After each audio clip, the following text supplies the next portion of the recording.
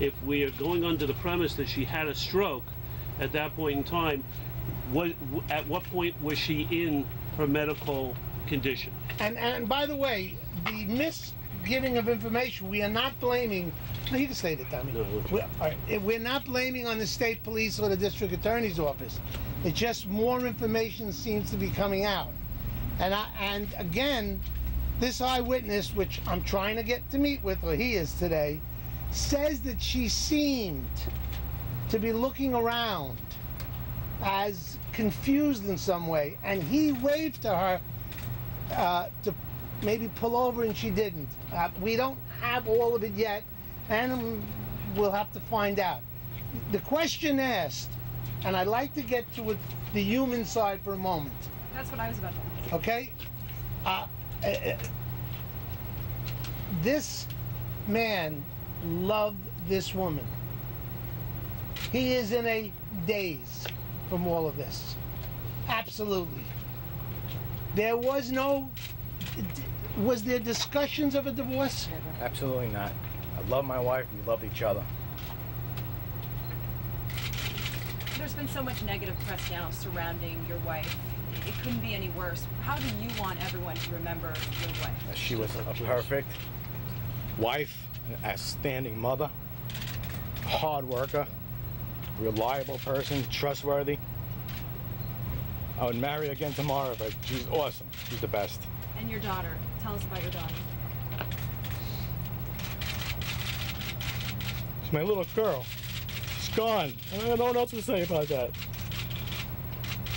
My little girl. And will life go on now for you, focusing on your son? Absolutely. I promised my wife I will take care of my son the way she wanted me to. That's what I'm going to do. Mr. Schuler, when did you receive the toxicology report, and what was your reaction to it? He's not sure. I don't know what he said. He asked you, when did you receive the toxicology? I have not given it to read yet. When you first heard the autopsy says no signs of a stroke or diabetes. Are you saying that? That's not, first of all, what you're saying is what the newspaper said, correct? That's what we've read so far. Okay, well, let me tell you something. There was a name in the newspaper today that used to go to a bar with her and get drunk. The name was? Sheila. Sheila. Did you ever meet a Sheila? Never. Did you ever speak to a Sheila? Never. When their lifestyle was that his wife would go to work, the babysitter who's here.